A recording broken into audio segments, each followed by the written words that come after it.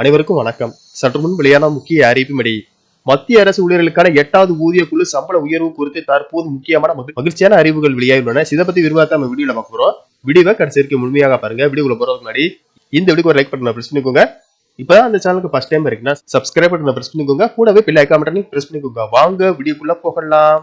மத்திய அரசு ஊழியர்கள் மற்றும் ஓய்வூதியதாரர்களுக்கு 2026ஆம் ஆண்டு ஒரு மிக முக்கியமான ஆண்டாக தொடங்கியுள்ளது. இந்தியாவில் பொதுவாக 10 ஆண்டுகளுக்கு ஒருமுறை மத்திய அரசு ஊழியர்களின் ஊதியத்தை மறுசீரமைக்க புதிய ஊதியக்குழு அமைக்கப்படுகிறது. 7வது ஊதியக்குழுவின் பரிந்துரைகள் 2016 ஜனவரி 1 முதல் அமலுக்கு வந்தன. அந்த 10 ஆண்டு காலம் 2025 டிசம்பர் 31 நிறைவடைந்தது.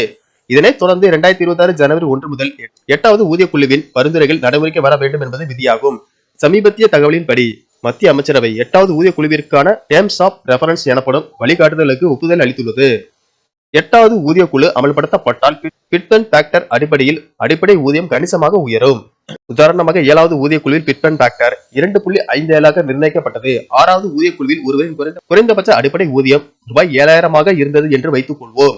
அதை 7வது ஊதிய குழுவிற்கு மாற்றும் போது 7,000 × 2.57 ரூபாய் 18,000 ஆகும். இதன் காரணமாகவே தற்போது 7வது ஊதிய குழுவின் கீழ் குறைந்தபட்ச ஊதியம் ரூபாய் 18,000 உள்ளது. 8வது ஊதிய குழுவில் இது 34,000 முதல் 51,000 வரை உயர வாய்ப்பு உள்ளதாக கணிக்கப்படுகிறது.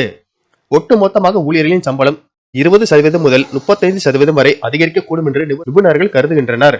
தற்போதைய நிலவரப்படி மத்திய அரசு ஊழியர்களுக்கான அகவிலைப்படி 60% என்ற இலக்கை எட்டியுள்ளது.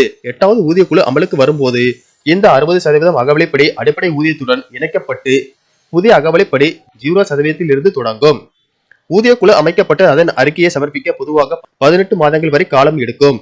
எனவே 2026 தொடக்கத்தில் இதற்கான பணிகள் முடக்கிவிடப்பட்டாலும் முழுமையான ஊதிய உயர்வு மற்றும் புதிய சம்பள விகிதங்கள் 2027 நடுப்பகுதியில் அல்லது 2028 தொடக்கத்தில் ஊழியர்களின் கைக்கு கிடைக்கலாம். ஆனால் கணக்கீடுகள் அனைத்தும் 2026 ஜனவரி 1 முதலே கணக்கிடப்படும் என்பது குறிப்பிடத்தக்கது. நன்றி, வணக்கம்.